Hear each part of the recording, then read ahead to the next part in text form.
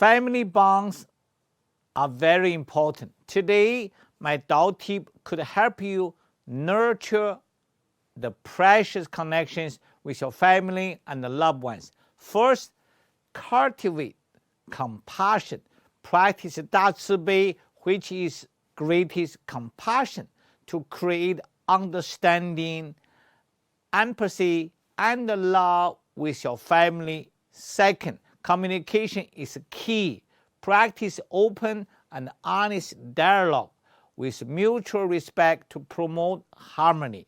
In addition, embrace shared traditions. Explore how family practices deepen connections and create lasting memories. Put this into practice and watch your relationships become more blessed, harmonious, and filled with the greatest love.